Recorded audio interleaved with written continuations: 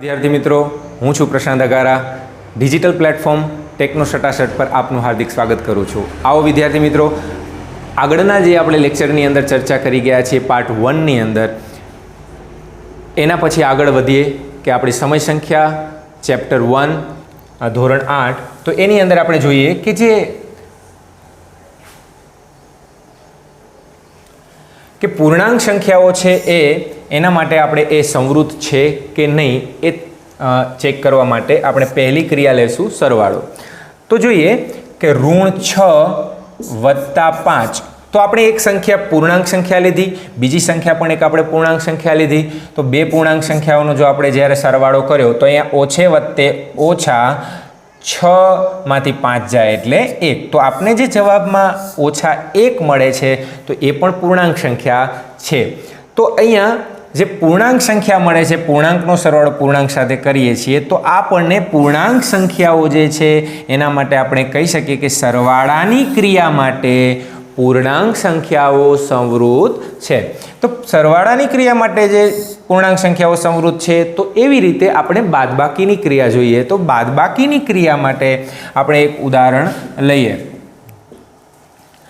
કે ઓછા 6 ઓછા 8, તો ઓછે ઓછે વત્તા એટલે કે સરવાળો થશે, 6 ને 8 14, અહીંયા ઋણ નિશાની, બંને ઋણ છે। તો જે ઓછા 14 આપણને મળે છે એ પણ આપણને જવાબમાં પૂર્ણાંક મળે છે। તો આપણે આના ઉપરથી કહી શકીએ કે બાદબાકીની ક્રિયા માટે પૂર્ણાંક સંખ્યાઓ સંવૃત છે। તો જેમ સરવાળા માટે પણ સંવૃત છે, બાદબાકી માટે પણ સંવૃત છે, તો આપણે હવે જે બે ક્રિયા વધી ગુણાકાર અને ભાગાકાર, તો એના માટે આપણે ચકાસીએ।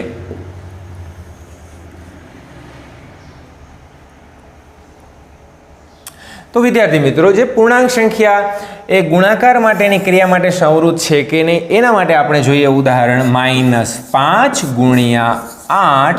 तो आपणे बे पूर्णांक संख्याओ लीधी, -5 अने 8, तो ए पण पूर्णांक छे। तो 8 पंजा 40 अने केवा ऋण, कारण के ऋण 5 अहींया छे। तो आपने जे जवाबमां मळे छे ए ऋण 40 पण पूर्णांक संख्या है। तो आना उपरथी आपणे कही शकीए कि गुणाकारनी क्रिया माटे पण पूर्णांक संख्या ए संवृत है। तो विद्यार्थी मित्रों, हवे जे भागाकारनी क्रिया है तो भागाकार माटे आपणे एक उदाहरण लईए कि 5 भाग्या 8। जो आने आपणे 5 भाग्या 8 करीए तो हवे 5 ना छेदमां 8। तो विद्यार्थी मित्रों, आ स्वरूप जे हवे आपने मळ्युं छे ए पूर्णांकनो भागाकार पूर्णांक साथे कर्यो तो आपने अंश अने छेद स्वरूप कंईक आवुं मळ्युं। तो पूर्णांक मळतुं नथी। जो पूर्णांक आपने न मळे तो आपणे कही शकीए कि भागाकारनी क्रिया माटे पूर्णांक संख्याओ संवृत नथी। तो आपने आना उपरथी ख्याल आव्यो कि पूर्णांक संख्याओ सरवाळा माटे संवृत छे, ए बादबाकी माटे पण संवृत छे, गुणाकार माटे पण संवृत छे, पण भागाकारनी क्रिया माटे संवृत नथी। तो विद्यार्थी मित्रों, हवे आपणे आगळ जोईए।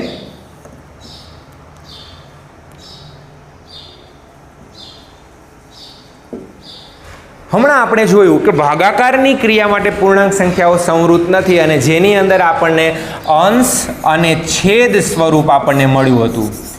तो आ अंश अने छेद स्वरूप जे आपणे मळ्युं एना उपरथी ज हवे आपणे आगळ समजवानो प्रयत्न करीए कि जे संख्याओने p ना छेदमां q स्वरूपे लखी शकाय एटले के अंश अने छेद स्वरूपे आपणे लखी शकाय, तो एवी संख्याने समय संख्याओ कहीए छीए। पण विद्यार्थी मित्रों, अहींया अंश अने छेदनो खास ख्याल राखवानो छे कि अंशमां जे p स्वरूप छे ए p स्वरूपे लखाती संख्या पूर्णांक संख्या होय छे, पूर्णांक संख्या होय छे, अने जे q स्वरूपे लखाती संख्या छे ए पण पूर्णांक होय छे। परंतु ए याद राखवानुं छे कि q स्वरूपे लखाती संख्या क्यारे पण 0 होई शके नहीं, एटले q बराबर 0 होय नहीं। તો આ ખાસ યાદ રાખવાનું છે કે કોઈ પણ સંખ્યાને પીના છેદમાં ક્યુ સ્વરૂપે જ્યારે લખી શકાય તો તે સંખ્યાને સમય સંખ્યાઓ કહે છે, જ્યાં પી અને ક્યુ એ પૂર્ણાંક સંખ્યાઓ છે પણ ક્યુ બરાબર 0 હોય નહીં. તો વિદ્યાર્થી મિત્રો, આપણે ઉદાહરણ લઈએ એને સમજવા માટે, જેથી આપણે સરળતાથી સમજી શકીએ. જેમ કે કોઈ એક સંખ્યા હું -2/3 લઉં છું, તો અહીંયા આપણે કહી શકીએ કે -2 એ પૂર્ણાંક સંખ્યા છે અને 3 પણ એ પૂર્ણાંક સંખ્યા છે. તો આ પી અને ક્યુ સ્વરૂપમાં હોવાથી આપેલી સંખ્યા એટલે કે -2/3 એ પૂર્ણાંક સંખ્યા છે. એવી રીતે જો આપણે લઈએ કે 0/1 તો એ પણ આપણે કહી શકીએ કે એ સમય સંખ્યા છે, કારણ કે એ પીના છેદમાં ક્યુ સ્વરૂપે દર્શાવાઈ છે. 4/1 લઈએ તો એ પણ આપણે કહી શકીએ કે સમય સંખ્યા છે. તો વિદ્યાર્થી મિત્રો, આપણને પ્રશ્ન થાય કે કોઈ એવી સંખ્યા, જેમ કે હું અહીંયા લઉં ખાલી પૂર્ણાંક સંખ્યા ખાલી 3 લીધી, તો આને સમય સંખ્યા કહી શકીએ કે ન કહી શકીએ? તો આને આપણે કહી શકીશું, કારણ કે 3ને આપણે 3/1 સ્વરૂપે પણ લખી શકીએ, કારણ કે ભાગાકારમાં એટલે કે જો છેદમાં 1 હોય તો આની કિંમતમાં કોઈ ફેરફાર થતો નથી. એટલા માટે 3/1 સ્વરૂપે 3ને લખી શકાય છે. તો 3 એ સમય સંખ્યા છે. આવી રીતે કોઈ પણ સંખ્યા 6 હોય, આપણે 6 લીધા તો એને પણ આમ 6/1 સ્વરૂપે લખી શકાય, એટલે 6 પણ સમય સંખ્યા છે. જો વિદ્યાર્થી મિત્રો આપણે કોઈ આમ લખીએ કે 1/0, તો આપણે જે સમય સંખ્યા માટે સમજ્યા કે અહીંયા 1 એ પૂર્ણાંક છે, પરંતુ 0 એ ક્યુ બરાબર 0 લઈ શકાય નહીં. એટલા માટે 1/0 છે એ સમય સંખ્યા નથી. તો આપણે અહીંયા ઉદાહરણ તરીકે સમજ્યા કે 0/1 હોય, -2/1 હોય, 4/1 હોય. આ જે બધા સ્વરૂપો છે એ પીના છેદમાં ક્યુ તરીકે સ્વરૂપો છે.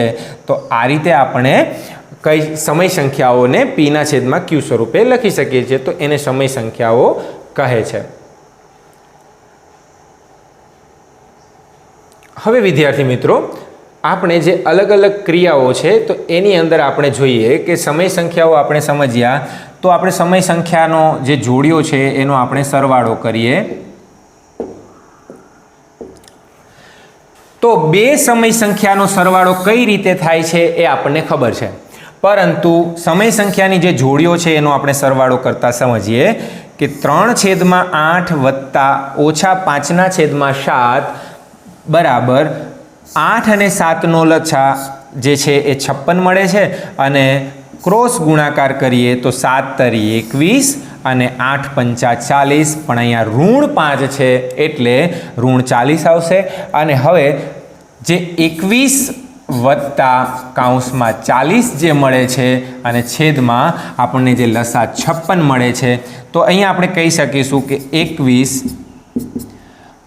વત્તે ઓછે ઓછા એટલે 40 મળે, છેદમાં 56.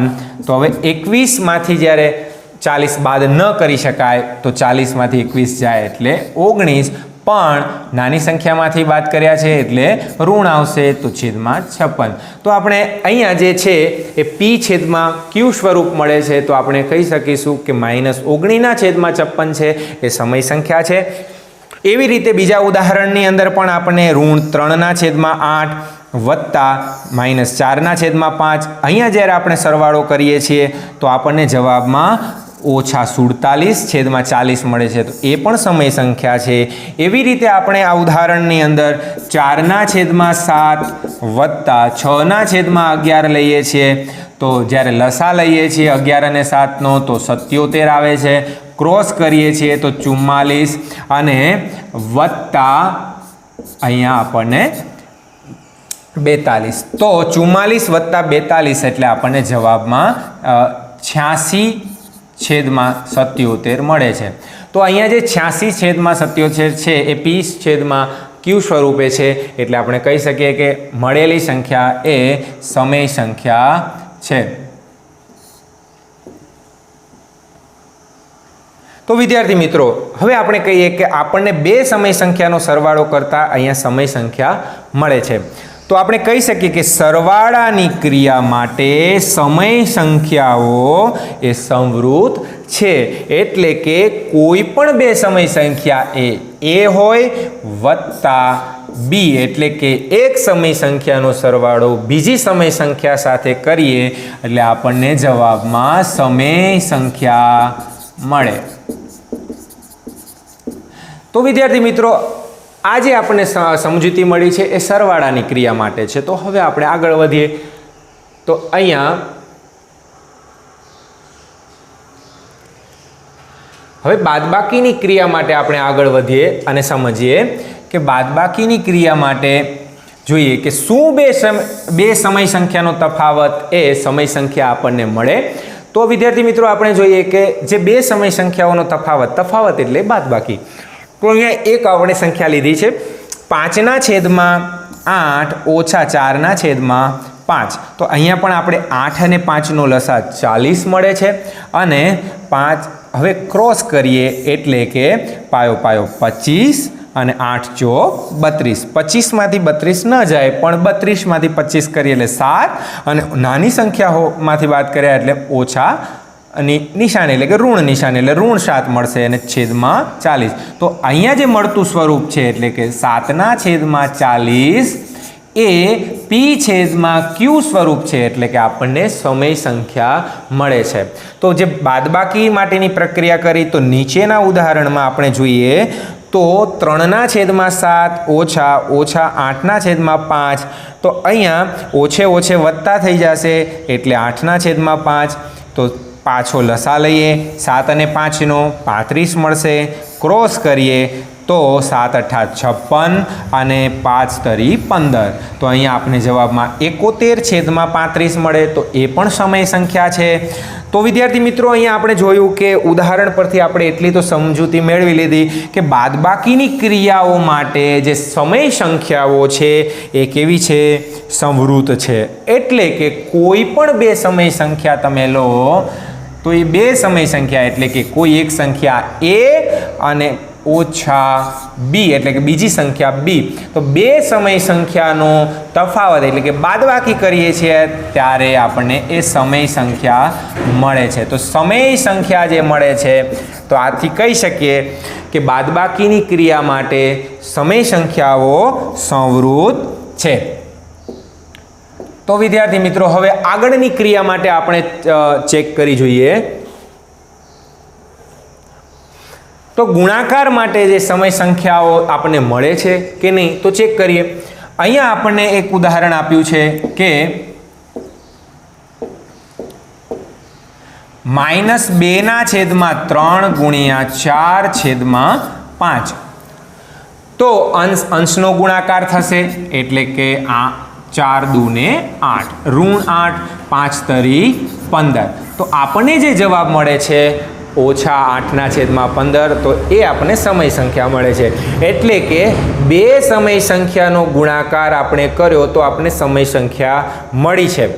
तो बीजू उदाहरण हवे आपणे चकासीए के 3/7 गुणिया 2/5 एटले 3 × 2 = 6 અને 7 × 5 = 35। तो अहींया जे 6/35 छे तो बे समय संख्यानो गुणाकार कर्यो तो आपणे जवाबमां समय संख्या मळी। आथी आपणे कहेशुं के ए गुणाकारनी क्रियाओ माटे समय संख्याओ संवृत छे। हजी तीजू आपणे उदाहरण जोईए ओछा 4/5 गुणिया ओछा 6/11 24/55 जे आपणे जवाब मळे छे ए पण समय संख्या छे। तो विद्यार्थी मित्रों जे सरवाळोनी क्रिया माटे बादबाकीनी क्रिया माटे जे समय संख्याओ संवृत छे एवी रीते आपणे अहींया कही शकीए कि गुणाकारनी जे क्रिया छे एना माटे समय संख्याओ संवृत छे। तो कोई पण बे समय संख्या तमे लो ए एक समय संख्या छे अने बीजी कोई एक संख्या बी छे ए पण समय संख्या छे।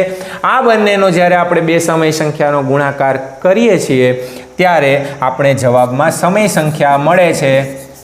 तो आथी आपणे कही शकीए के एक समय संख्याओ ए गुणाकारनी क्रिया माटे संवृत छे। तो विद्यार्थी मित्रों हवे आपणे ચોથી જે ક્રિયા છે એના માટે આપણે સમજૂતી મેળવીએ. તો ભાગાકારની ક્રિયા માટે આપણે ચકાસીએ તો વિદ્યાર્થી મિત્રો અહીંયા -5/3 ભાગ્યા 2/5. તો આપણે હવે જ્યારે લખીએ છીએ તો આપણે ખબર છે કે જ્યારે કોઈ પણ સમય સંખ્યાનો ભાગાકાર એટલે કે અપૂર્ણાંક સ્વરૂપનો આપણે ભાગાકાર સમજી ગયા છીએ તો ગુણાકારની ક્રિયા આપણે કરી અને જે પદને ઉલટાવીએ છીએ એ ક્રિયા આપણે કરીએ.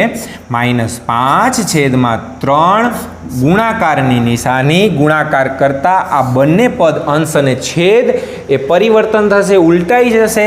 એટલા માટે 5/2 આવું કરીએ એટલે આપણને જવાબમાં અંશ અંશનો ગુણાકાર, છેદ છેદનો ગુણાકાર એટલે આપણને જવાબમાં મળશે 25, પણ ઓછા છે એટલે ઋણ, અને 3 દુ 6.